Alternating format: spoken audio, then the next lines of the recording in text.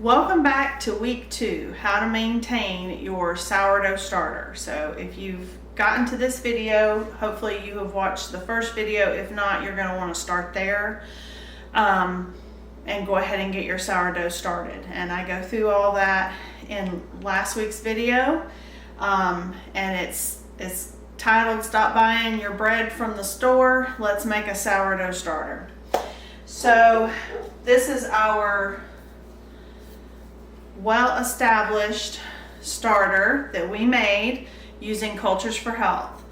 I'm going to take my little rubber band off with my little rag I've been using, and this is got lots of bubbles and smelling really good. Okay, so in last week's video, I linked several of the recipes I have that you can use the discard, because that's what you're doing each day. Every 24 hours, we have to discard at least half and replace half with new flour water to continue to build our sourdough starter. We're not going to refrigerate this yet. It's still in the early stages before we can move to that, okay? So I ended up getting a clean quart-sized jar, because this is a pint and a half, so it's really at capacity. So what I'm gonna do is I'm gonna take a half cup, okay, from our original starter, and I'm gonna put it into the new jar. And then I'm going to feed it. So this is what, before I feed it, if you're looking at several of my recipes, or if you're looking at other places, like I know Farmhouse on Boone, Lisa has a lot of sourdough discard recipes. I think she actually has like a free, if you sign up for her newsletter or something, I think she has like a free discard recipe guide, or she used to. But anyway, there's several out there. There's also a lot of free stuff online you'll find. And typically, a lot of times when you start looking at recipes, they're not going to ask for half a cup of discard, which is what we've been doing. We've been taking away half a cup, adding half a cup. Now, my banana nut bread that I had linked in last week's video, that used half a cup. So that one was fine if you just want to keep doing the half a cup. But if you want to do like the pizza crust, or most of the other quick breads, you can also do muffins, pancakes. Most of them call for a cup of sourdough discard. So to get that means you're going to have to feed it a little bit more. So what I'm going to do is, from our original, I am going to take half a cup, and I'm going to put it in my quart-sized jar, and then I'm going to feed it 1 cup of flour, and I'm still using our King Arthur all-purpose flour, and 1 cup of purified clean water. If you do not have the filtered water, you can use bottled water, will work. You just don't want tap water, okay? Take the half cup measurement,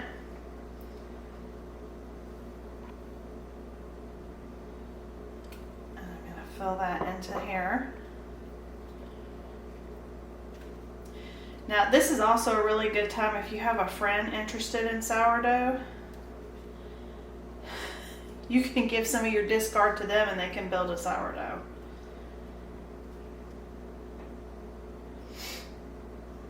Okay, so I've got half a cup in there. And I don't need to stir it up because I just measured it in. I want to see if you can see. Let's see. I'm not sure if you can see the bubbles. Can you see all that? That is nice. This is a nice starter. It took me a long time just doing mine with flour and water to get this kind of action going. All right, so I've got my flour here. So we're going to put a cup of flour, and I'm going to get my keep forgetting to get this thing out and leave it out.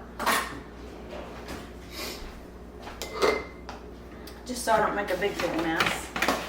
I'm going to use a cup of flour because when I discard tomorrow, actually I think today's discard, I'm actually going to probably try to do some pie crust for Thanksgiving because I can put those in the refrigerator and they will keep. So yes, you can do a sourdough pie crust as well. Okay, so I've got my flour in there. Now just know when you start using a cup of flour to feed it, one, we're only doing it once a day, but you will start moving through your flour. So when you get low, you'll just need to purchase some more. And even though you're using the all-purpose for this one, when you go to make products, you can totally use whole wheat, freshly milled, or whole wheat you buy from the store, or rye bread, or any of those things. You just can't switch gluten-free grains with glutinous grains. You would have to do a gluten-free starter to make those work. And it's all about chemistry. All right, so I got those kind of incorporated some, and so now I'm going to use, I have a cup, make sure, I'm pretty sure I got a cup. Yep, a cup of water. Now if you have a scale,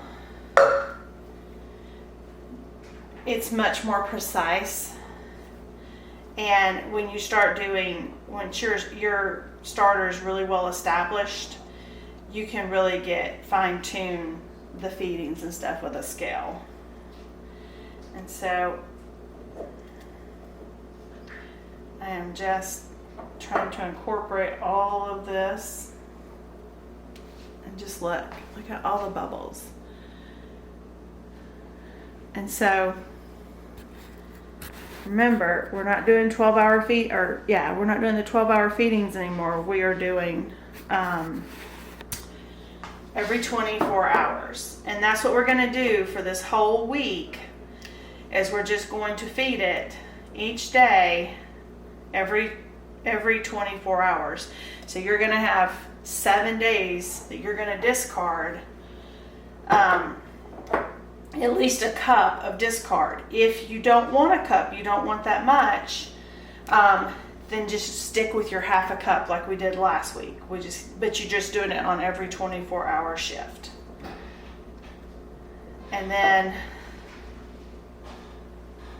you're just getting all this off. And then all you're gonna do is you just keep on the same way.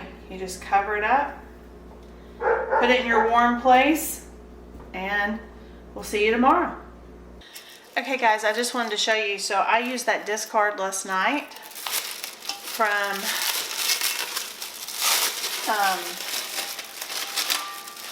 yesterday's feeding, and this is what I'm talking about. You can make things ahead.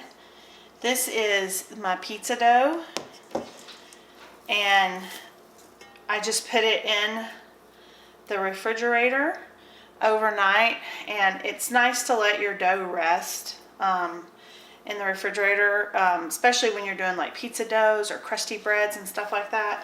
But I just kind of wanted to show you. Now it's been in the fridge, but the elasticity is really good with this one. So I literally just pulled this out of my refrigerator. So I'm just gonna tuck it back in and let it rest. And when it comes to room temperature, what I typically do with my pizza crust is I break it up into fourths, and so then we do 4 pizzas so that they're individual and everybody makes what they want on theirs.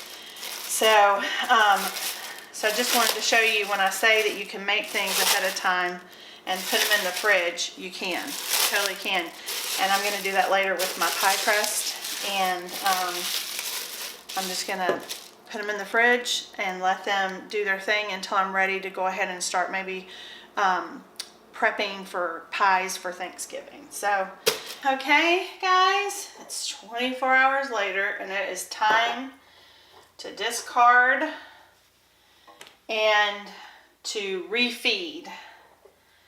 And and I just wanted to show you. Let's see if you can see that. I don't want it to fall out, but that is very active and healthy. I think every day it gets a little bit sour smell to it. So, let me get my water. What I'm going to do with today's cup of discard, and I'm going to put this in a separate video, I'm going to make pie crust for Thanksgiving using, there we go, using the discard from today.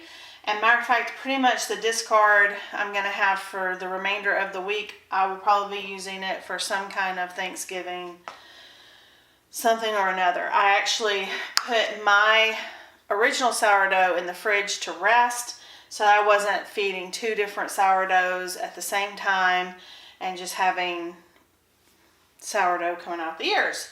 So, but anyway, so I'm gonna stir this. It's like a nice pancake batter. That's what you're looking for, that consistency.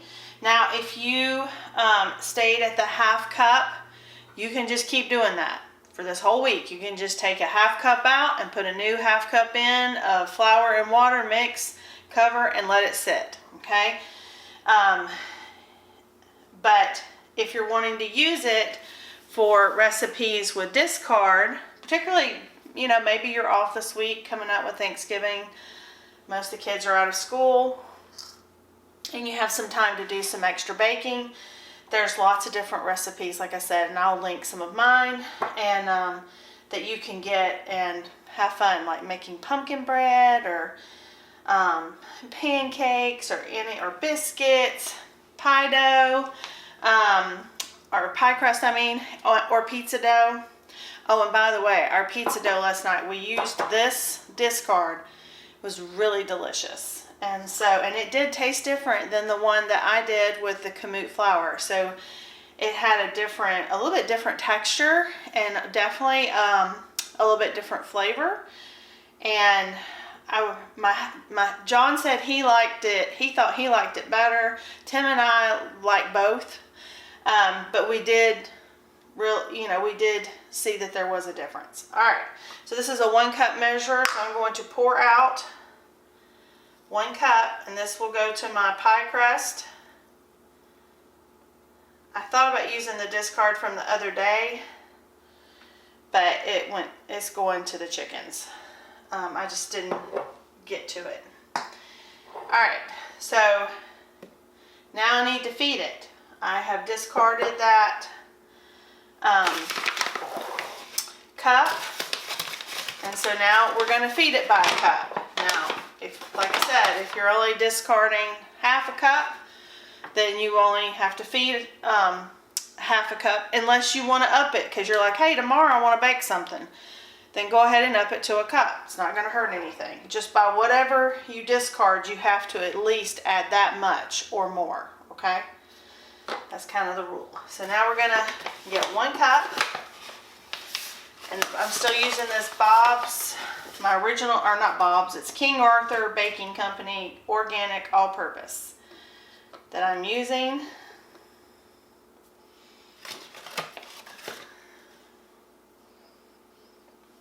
Alright.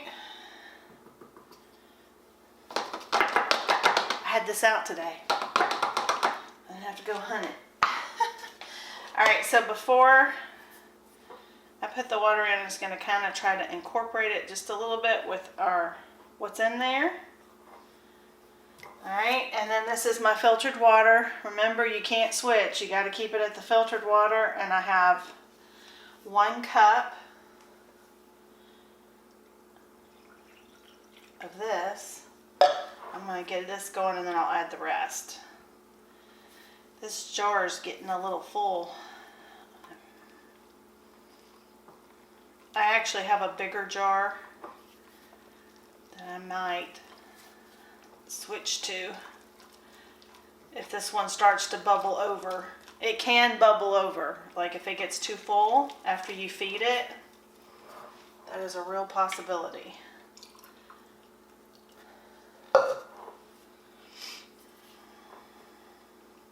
especially if you got it like next to your stove or a warm place, or some people like to put it on top of their refrigerator.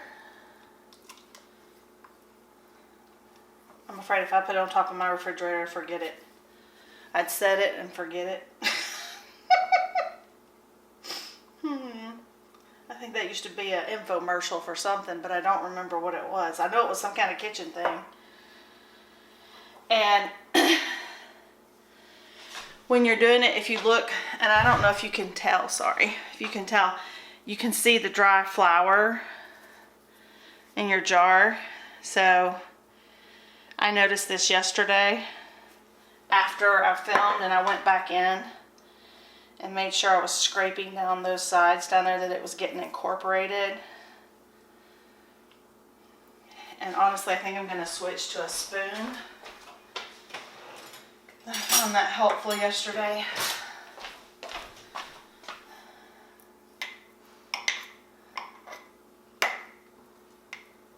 Alright.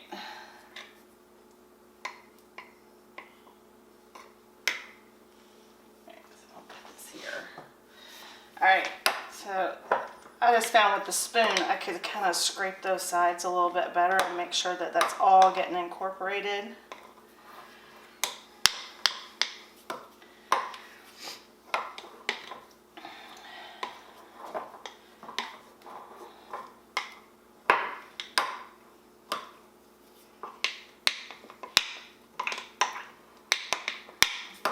Pretty good. So I've got the clumpy pancake. Let me scooch in. So we've got that clumpy pancake consistency, and that's what you want. It looks good on those sides. I feel like I got that incorporated really well. And that's it.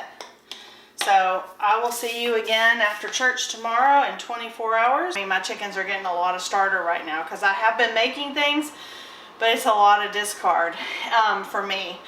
And so as I'm building this one up. So the other thing that you can totally do with this is you can put this in, you know, start a compost pile. And, you know, you can use that if you just have flower beds, what have you. And all you have to do, if you don't even have that, you literally can bury this. Like if you have like a potted flower area or something, kind of move your soil, disturb your soil just a little bit, you can pour it on there and cover it back up. And you haven't wasted it. You've added really good nutrients into your soil. So you can do that. You can totally do that. If you have a big compost pile, you can certainly use it there as well. So there's lots of ways to use this discard that you don't feel like you're wasting it. And once you get this really well established, it won't be an issue anymore, because you will be able to put it to rest when you don't want to use it in your refrigerator and pull it out the night before when you do, and you'll feed it and it'll be ready to go. And so with that, let's discard and feed our baby. And again, if you haven't been making stuff, you've just been doing the half cups, that's fine. You can continue with that, but you need to make sure you're discarding down enough that it's getting adequate amount of food. At this point, I really would be doing at least a cup. That's just my opinion, but it has worked for me. And so, and this one, I mean, it's just got nice bubbles all throughout. It's hard to pick up on camera because of, I guess, the color, but it's totally there. So let me, I think I'm gonna put just a little bit, okay, some of it puffed up. Okay, now I've been doing this by cups, and if you do not have a scale, following the cup method is fine. If you have a food scale, that's a fantastic way to go. And overall, over the period of starting to bake breads, or even if you're doing fermentations, anything like that, having a food scale is just invaluable. You're going to get those direct, perfect measurements. So it takes the guesswork out of it. And it's really the way the rest of the world works. They work on grams, the metric system, and I was really shocked because I thought, how different could it be?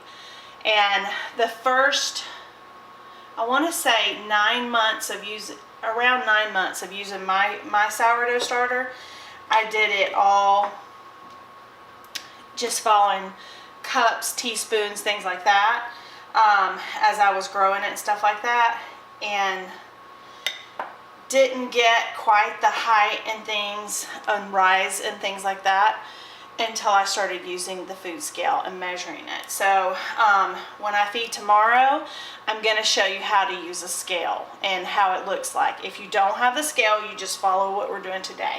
So we have incorporated our flour as best we could, and now I'm going to have a cup of filtered water. Remember, if you don't have like a Berkey or whatever, just get a bottled water. You can do distilled or a spring will work.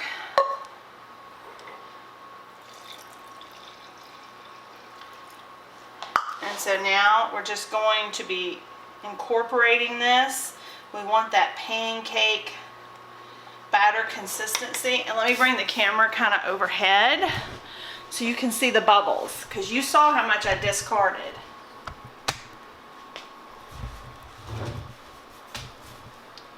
You see all those bubbles? That's because it's alive, all right? So just because I discarded all that, it didn't kill it. Matter of fact, it's going to be stronger for it, okay? So keep that in. So you can see that pancake batter. That's what you want. That is a beautiful consistency. This has been a beautiful starter. And I put up on my Facebook page, yeah, it was today. Cultures for Health is, I guess it's for Black Friday or for the week of Black Friday or whatever. They put up a special that if you order with them, I forget what you had, how much you had to buy. I can't remember. I don't think it was much, but you got $10 off by ordering directly from them. I don't get sponsored by them or anything. I found them to be a very reputable company with the other things I have bought from them and used from them, and this starter has been no different. I'm actually very excited because I'm hoping in the new year to start making kombucha, and so I actually got a kit from them. So I am excited to kind of get that going, and the new year as a new element or layer to add to my fermented foods and things in my diet. And I'm hoping to try to get my family maybe trying it as well. And so we shall see, but because we're going to use it today with this discard, okay? So if you have a food scale, I want to show you how I have found is the best way to continually feed my starter and keep it alive for the long haul, okay? Now, if you don't have a food scale and you don't want to buy a food scale, then what you're going to want to do is you're going to still want to discard down pretty low in your jar, and then feed it either half a cup if you're not using it of starter to half a cup of the non-chlorinated water, okay? Or what I would do is feed it a cup, because most recipes are going to use at least 1 cup of sourdough starter. And you're going to continue to do that for the next several days until you get to a point and you can then let it rest in the refrigerator. Now when I grew my first sourdough starter, I just used flour and water. It took a little bit longer, and it was a little bit different than when you use a packet. This has been so easy. This is a fantastic starter, and I don't know, I guess I didn't know about these packets then. I honestly don't remember. I remember seeing videos on just using the flour and water during 2020, and that's what I did. So, but this was so easy, and this is such a healthy starter that honestly feel after a couple weeks, if you want to give it a rest, you could put it in the refrigerator. What you have to know when you take it out of the refrigerator is that you're going to empty it down, you know, towards that low part of the jar, and then you're going to give it a good feeding. And you may actually have to feed it for a couple of days until you see those beautiful bubbles. I took some pictures. I'll have them inserted. That way you know it's growing. It should also grow in size. Last night this one got almost up to the lid. I meant to take a picture, but it was John's birthday and the kids were over and I didn't. Because if you don't use it when it's like that, it's going to fall back down. So that's how I know this one is so healthy, such a good starter. So going in today, I want to show you how to do it if you have a food scale. Because this is just it takes all the guesswork out of it. So what I know I'm going to do, I'm actually going to use this discard. I'm hoping to try to make some biscuits. And so I am going to discard down, because the reason it grew so much last night is it liked that good discard. Taking it way down. Because then you have less yeast in here.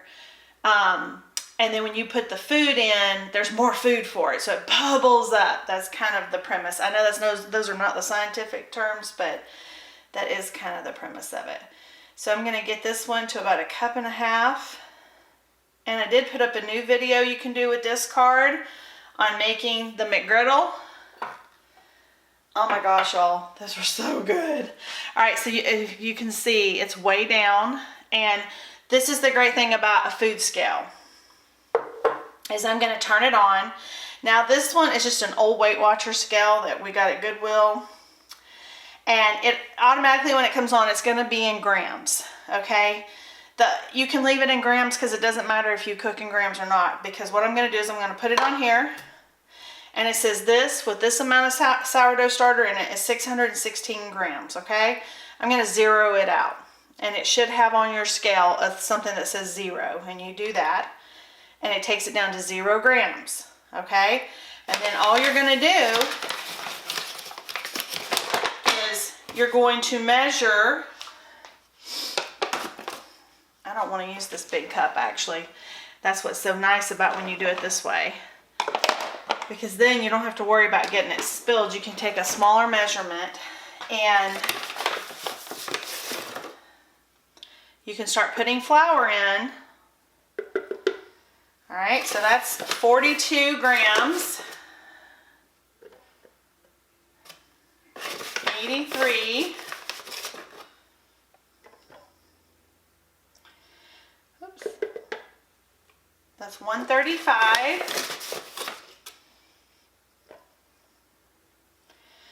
okay, this is 183. Typically what I try to get up to is about 175, at least 175. But since I'm at 183, I'm going to go ahead and try to get up to 200 grams.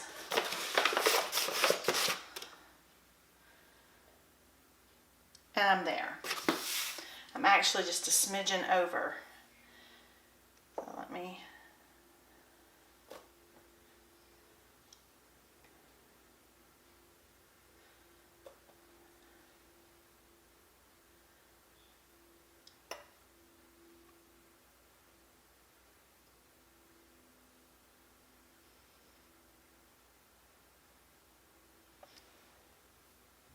Yes, it's this delicate. Okay, now it's back up. I swear I can't win. There, 200 grams. All right, so I did it at 200 grams. Typically when I'm feeding mine, I'll go somewhere between 175 and 200. And what you have to do at this point is, I have 200 grams. Let me show you what it looks like. I don't know if that'll show up on camera or not. Let's see. I don't know if you can see the 200. And yeah, I did make a little bit of a mess, but you get the idea. Okay? So we've got the 200 grams of flour. All right. I'm going to zero it out again. So it says 0 grams. And now I want to put 200 grams of my non-chlorinated water.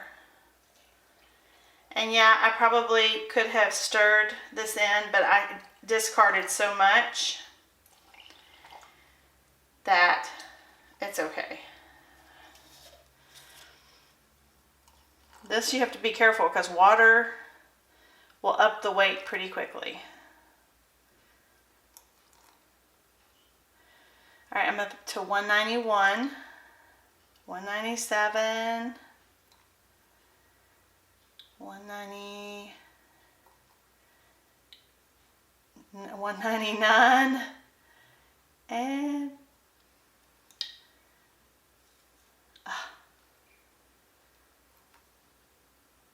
200. All right. So now I'm going to take it off the scale and I'm gonna do what we always do. We're just gonna mix it up, and let me move my scale. And so I'm gonna mix this up and incorporate it, and then I'm just gonna cover it with my little towel and my rubber band and let it just keep going. I will probably put this in the refrigerator. I don't know. I'll probably put it in the refrigerator to let it rest this weekend, because I'm imagining we're going to have a lot of leftovers from Thanksgiving and stuff like that, and I won't want to have to probably deal with it after cooking everything. So that's kind of my plan. And if the biscuits turn out, then I might have a video of that as well. I may have to test a few recipes though. So with that, I hope that this helps you understand how to maintain your sourdough starter. This is what you do every day. If you can't do it every day, after 2 weeks, you should be, if you're using a like a packet from Cultures for Health, because these have been fantastic starters. I know you may buy a starter from somewhere else. You really will just have to watch that starter to see if you're getting what you've seen on the videos. Then probably at 2 weeks you would be totally okay to put it in the refrigerator. Some people will say to feed it before you put it in the refrigerator. Some people say it doesn't matter. I've done both, but with a newer starter I would probably feed it and then discard when I take it out and feed it again, until you know you have something really well established. And I'm pretty sure that's pretty much how I did it in the beginning. So, and then at that point you can put it in the refrigerator.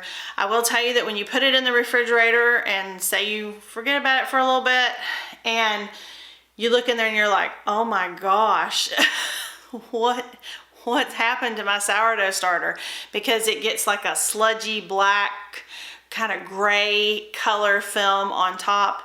That's just kind of like, that's the hooch, that's the funk.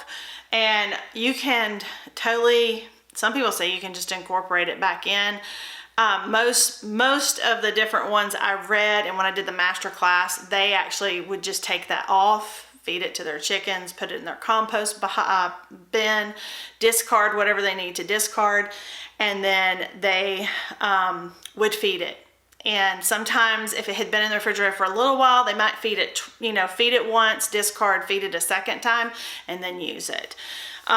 You'll know because it'll double in size, and you'll have that nice pancake batter, some elasticity, and you should see the gas bubbles in it. And you should be able to see them as it goes on the side. Do realize that as you're moving into winter months, that this process can take a little bit longer if your house is cool. That's why I like to set mine close to the stove and oven area, because that's going to be the warmer part of my home this time of year. In the summer when you do this, it won't take long. It warms up pretty good unless you like have an air conditioner, you keep your house really, really cool or something. But that's pretty much it. That's how you maintain your sourdough starter, and you just keep it going. And if you pull it out of the refrigerator, you feed it a little bit, but you're like, I think I want to put it back in the refrigerator, then put it back in the refrigerator. Just ever so often, you take it out and you service it, and think of it like an oil change. Instead of for your car, it's going to be for your sourdough. I actually have a batch of my original sourdough that I did just using kamut flour and water in my refrigerator, because it was recommended when I did a master class that you keep a little and a small amount in your refrigerator of your master sourdough, and that periodically you would take it out, feed it, you know, let it get happy, and then you put it back in your refrigerator. That way, if something ever happens to your sourdough, you still have the original one in the fridge. And I have done that, and I typically take it out anywhere from every month to every 6 weeks. And I feed it. It's in a smaller jar. It's not in a big jar. I actually keep it in a pretty small jar because I'm mainly just keeping it alive in case something were to happen. And so you could literally do this back like when we first had it and we just used like a couple tablespoons. You just discard way down and you put a couple, you know, tablespoons to half a cup or a fourth of a cup. So this would be on a much smaller scale, but you're just trying to keep that alive, have it in the refrigerator in case you ever need it. And so that's also an option for you that you can totally do with this starter, and that you have created from a packet. It's that easy. And that's pretty much it. And then you just start having fun with it. And one of the ways, you definitely can look online for sourdough recipes. And I did find a few and things at first, but a lot of them, like, I tend to not put as much sugar and things in my food just because of my own issues with blood sugar and stuff like that. So I just started adapting recipes. And essentially what I have found in most recipes is that if you see a recipe and it says 3 cups of flour, you're gonna deduct 1 of the cups of flour for 1 of the cups of sourdough. The only thing you have to be aware of in that is the moisture level of whatever you're making. Like if it tells you to add milk or water or whatnot, you may, depending on what you're using, have to decrease the liquid just a little bit. Because I mill my own grains, I really haven't found that to be an issue for me. But I also know they can have a different moisture content. So if you have a favorite recipe and you want to try to sour it, then try to sour it. And if you don't want it to be super sour, then say it had the 3 cups of flour, do 2.5 cups of flour, half a cup of sourdough. Okay, that's it. And honestly, most things can use the discard unless you're getting into doing loaves of bread or the crusty bread. And we will do a crusty bread recipe next week. That will be next week's video for the series. I will show you how to do it. It's so easy and it's delicious. And the one thing I can tell you about when you do the crusty bread is that your first one will probably not be your best one, but it's still delicious and it's still nutritious and you will enjoy it. The more you do it, the better you get at it. Just like feeding your sourdough starter, the more you do this, the better you're gonna get at it and you're gonna get a feel for it. You're gonna know your starter. You're gonna know, oh, I don't have enough liquid in this, or I have too much flour in this. I will say though, the scale, it helps. It helps a lot in being precise.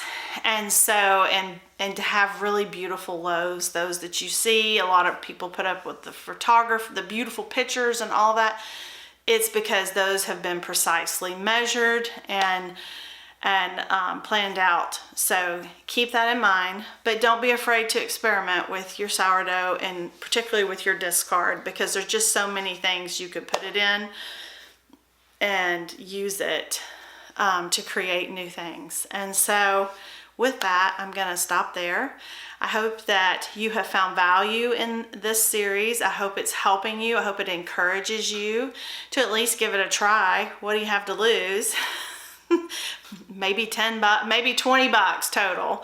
If you buy a starter kit, and the organic flour and a bottled water or whatever, maybe that.